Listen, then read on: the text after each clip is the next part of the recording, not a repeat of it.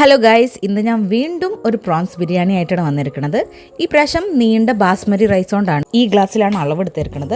2 glass അരിയാണ് ഞാൻ എടുത്തത്. അത് ഒരു അരമണിക്കൂർ നല്ലപോലെ അരി കഴുകിയിട്ട് കുതിർത്താൻ വെക്കാം നമ്മൾക്ക്. അത് കഴിഞ്ഞ് അരമണിക്കൂർ കഴിഞ്ഞ് നോക്കുമ്പോൾ അത് സെറ്റായിട്ടുണ്ടാവും.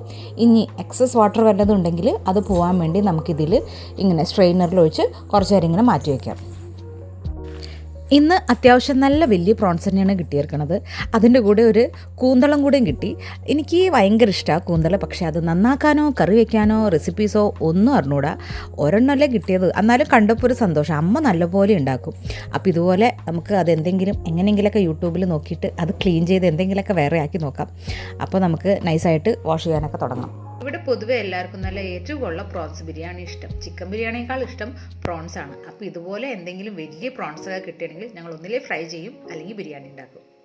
എൻ്റെ ചാനൽ ന്യൂ ആണെങ്കിൽ സബ്സ്ക്രൈബ് ചെയ്ത് മുകളിലത്തെ ബെല്ലൈക്കൺ കൂടെ പ്രസ് ചെയ്യണേ. എന്നാൽ മാത്രമേ ന്യൂ അപ്ഡേറ്റ്സ് കിട്ടുള്ളൂ. പ്രോൺസ് നന്നാക്കാൻ ഞാൻ സാധാരണ രീതി തന്നെയാണ് ഉപയോഗിക്കുന്നത്. പക്ഷേ ഇപ്പോൾ നെറ്റിലൊക്കെ പലതരം കാട്ടുന്നുണ്ട്, ഫോർക്ക് കൊണ്ടും ഒക്കെ ആയിട്ട് കാട്ടുന്നുണ്ട്. പക്ഷേ ഞാൻ ഇതുപോലെ തന്നെയാണ് എപ്പോഴും ചെയ്യാറ്. ഇതിപ്പോൾ നല്ല വലുതായ കാരണം ഇതിൻ്റെ തോടൊക്കെ നല്ല ഹാർഡ് പോലെയാണ്, വലിച്ചിട്ട് അങ്ങനെ കിട്ടണമില്ല. ഇത് കുറച്ച് നേരം ഒന്ന് ഫ്രീസറിൽ വെക്കുകയാണെങ്കിൽ വേഗം വേഗം നമുക്ക് ഊരെടുക്കാൻ പറ്റും.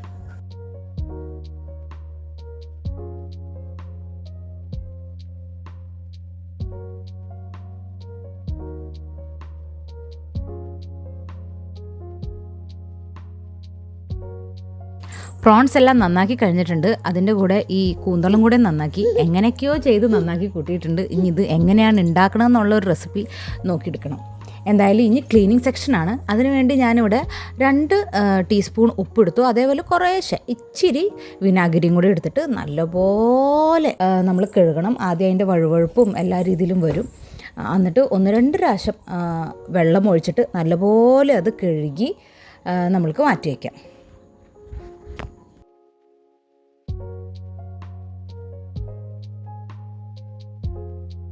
പ്രോൺസ് നല്ലപോലെ കഴുകി കഴിഞ്ഞിട്ട്, പ്രോൺസ് അത്യാവശ്യം വലുതായിരുന്നല്ലോ. അപ്പോൾ ഞാൻ എന്താണെന്ന് വെച്ചാൽ ഒരു പ്രോൺസിനെ 3 കഷ്ണമാക്കി ഞാൻ കുഞ്ഞായിട്ട് അരിഞ്ഞു.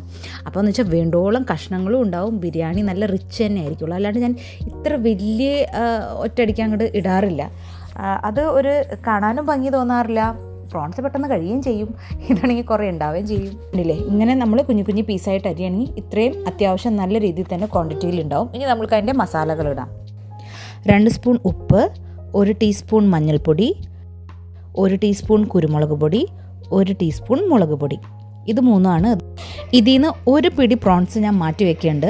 അത് ബിരിയാണി ഉണ്ടാക്കുമ്പോൾ അതിലിട്ട് വേവിക്കാൻ വേണ്ടിയാണ്. ഇത് 3 വെച്ചിട്ട് നല്ലപോലെ നമുക്ക് മിക്സ് ചെയ്യാം. അതിൽ നമുക്ക് കുറച്ച് നേരം ഒരു അരമണിക്കൂറോളം മാരിനേറ്റ് ചെയ്യാൻ വേണ്ടി വെക്കാം. അതിൽ ഞാൻ ഒരു ഹാഫ് ലെമൺ ജ്യൂസ് എടുക്കുന്നുണ്ട്. അത് കൂടാണ്ട് മല്ലിയില ഒരു പിടി എന്ന് പറയാനില്ല, കുറച്ച് മല്ലിയിലയും കൂടി ഇട്ടിട്ട് എല്ലാവരും നല്ല സൂപ്പറായിട്ട് മിക്സ് ചെയ്തിട്ട് നമുക്ക് മാറ്റി വയ്ക്കാം. മസാലയ്ക്ക് വേണ്ടി ഒരു കഷ്ണം ഇഞ്ചി, കുറച്ച് വെളുത്തുള്ളി, 1 പച്ചമുളക്, 1 സവാള. അത് നല്ലപോലെ അരിഞ്ഞു വരാം. ഇഞ്ചിയും വെളുത്തുള്ളിയും നല്ലപോലെ ചതച്ചെടുക്കാം. ആദ്യം തന്നെ നമുക്ക് ബിരിയാണിയുടെ മുകളിലിടാനുള്ള സവാള ഫ്രൈ ചെയ്തെടുക്കാം. അതിൻ്റെ അപ്പുറത്ത് തന്നെ ബട്ടറും ഓയിലും ഒഴിച്ചിട്ട് നമുക്ക് ബിരിയാണിക്കുള്ള സ്റ്റാർട്ട് ചെയ്യാൻ തുടങ്ങാം.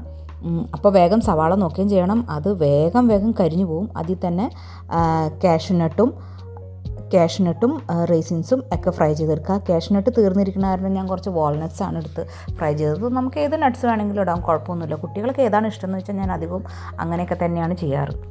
ഉണക്കമുന്തിരി എല്ലാം ഇങ്ങനെ വീർത്ത് വരും. അതാണ് അതിൻ്റെ പാകം. അതാവുമ്പോൾ എല്ലാനും നമ്മൾ മാറ്റി വയ്ക്കുക. എന്നിട്ട് സെയിം പാനിൽ തന്നെ ഈ നമ്മൾ മാരിനേറ്റ് ചെയ്ത് വെച്ച പ്രോൺസ് നമ്മൾ ഫ്രൈ ചെയ്യുക എന്ന് പറഞ്ഞാൽ ഭയങ്കര ഡീപ്പ് ഫ്രൈ അല്ല, ജസ്റ്റ് ഒരു ഫ്രൈ.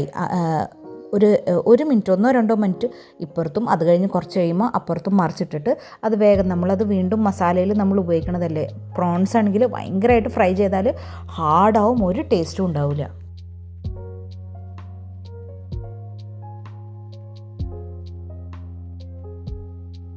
ഇനി നമ്മുടെ ബട്ടറും ഓയിലും എല്ലാം മെൽറ്റായിട്ടുണ്ട്.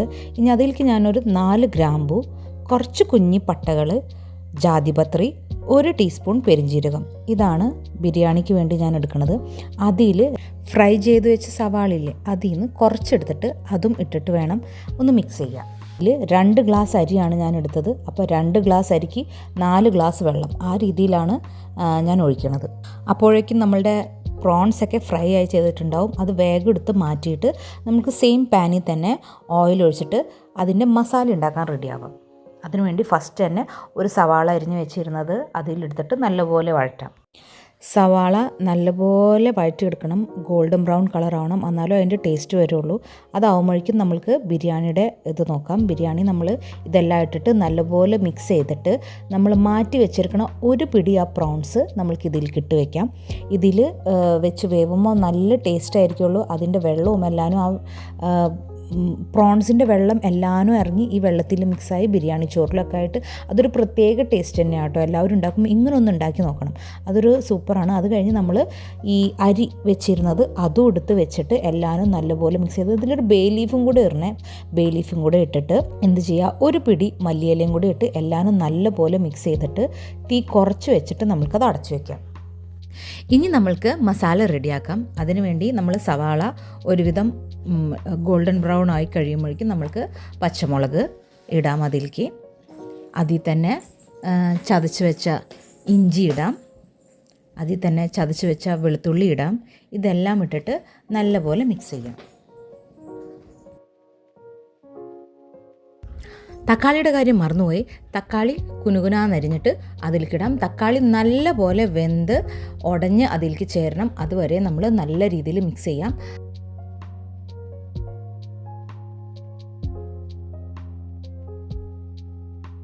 മീൻവൈൽ നമ്മൾക്ക് ബിരിയാണിയിൽ ഒരു സ്പൂൺ ഉപ്പിട്ടിട്ട് നല്ലപോലെ ഇളക്കി യോജിപ്പിക്കാം.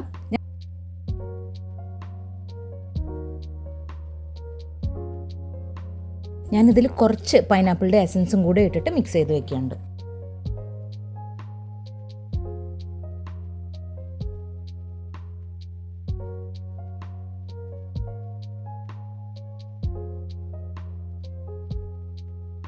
തക്കാളി ഒരു പകുതി വേവാകുമ്പോഴേക്കും നമ്മൾക്ക് ഇതിലേക്ക് ഇതിൻ്റെ മസാലകളൊക്കെ ഇടാൻ തുടങ്ങാം. ഇതിൽ ഞാൻ ഇടാൻ പോണത് 1 ടീസ്പൂൺ ബിരിയാണിപ്പൊടി, 1 ടീസ്പൂൺ മല്ലിപ്പൊടി, 1/4 ടീസ്പൂൺ മഞ്ഞൾപ്പൊടി, 1 ടീസ്പൂൺ മുളക് പൊടി. ഇതെല്ലാം ഇട്ടിട്ട് നല്ലപോലെ യോജിപ്പിച്ചെടുക്കുക.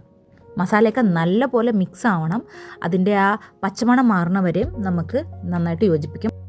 ബിരിയാണിയുടെ ആവി പുറത്ത് പോകാതിരിക്കാൻ വേണ്ടി ഞാനിങ്ങനെയാണ് എപ്പോഴും കാട്ടാറ്. പേപ്പർ ചുരുട്ടിയിട്ട് ഈ ഹോളിൽ അങ്ങോട്ട് വെച്ച് കൊടുക്കും. മസാലയൊക്കെ ഇട്ട് അതിൻ്റെ പച്ചമണമൊക്കെ പോയി തക്കാളിയൊക്കെ നല്ലപോലെ വെന്ത് കഴിഞ്ഞാൽ നമ്മൾക്കതിൽ ഫ്രൈ ചെയ്ത് വെച്ച പ്രോൺസ് നമ്മൾക്കതിലിട്ടിട്ട് നല്ലപോലെ യോജിപ്പിക്കാം. ഭയങ്കര ഡ്രൈ പോലെ ഫീൽ ഉണ്ടെങ്കിൽ ഒരു ഇച്ചിരി വെള്ളം ഒഴിച്ചിട്ട് ഒന്ന് മിക്സ് ചെയ്യുക. അപ്പോൾ എല്ലാ മസാലകളും തക്കാളിയും എല്ലാം കൂടി അതങ്ങോട്ട് നല്ലപോലെ അങ്ങോട്ട് യോജിപ്പിച്ച് നമുക്ക് എടുക്കാൻ പറ്റും. അതിൽ ഞാൻ കുറച്ച് തൈരും കൂടി ഒഴിക്കുന്നുണ്ട്. അതെല്ലാം കൂടെ നല്ലപോലെ മിക്സ് ആവാൻ വേണ്ടിയാണ്. 1-2 മിനിറ്റ് ഇളക്കി യോജിപ്പിക്കുമ്പോൾ തന്നെ മസാല അവിടെ സെറ്റായിട്ടുണ്ടാവും. നമ്മൾക്കിനി ബിരിയാണിയിലേക്ക് ഇതങ്ങോട്ട് ഇടാം.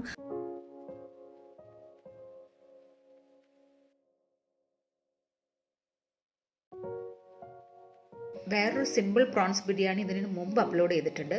മുകളിലത്തെ കാർഡ് ബട്ടൺ പ്രസ് ചെയ്താൽ അത് കാണാൻ പറ്റും. അപ്പോഴേക്കും തന്നെ അത് ഹാഫ് കുക്ക്ഡ് ആയിട്ടുണ്ടാവും. കുറച്ചും കൂടെ വെള്ളം ബാക്കി ഉണ്ടായിരിക്കുള്ളൂ.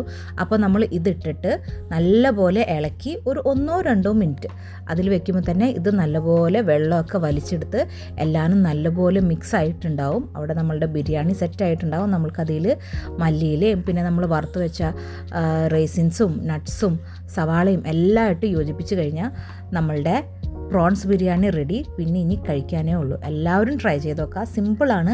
ഇങ്ങനെയൊക്കെ തന്നെയാണ് എല്ലാവരും ബിരിയാണി ഉണ്ടാക്കുന്നത്. കുറച്ച് വ്യത്യാസങ്ങളുണ്ടാവും. നമ്മൾ എപ്പോഴും ഒരു ടേസ്റ്റ് തന്നെ കഴിക്കണേ നല്ലത്. ഇടയ്ക്കിടയ്ക്കൊരു വ്യത്യാസം നല്ലതാണല്ലോ. എല്ലാവരും ട്രൈ ചെയ്ത് നോക്കുക. ഇഷ്ടപ്പെട്ടാൽ ലൈക്ക് ചെയ്യുക, ഷെയർ ചെയ്യുക, സബ്സ്ക്രൈബ് ചെയ്യുക. Thank you. ബൈ.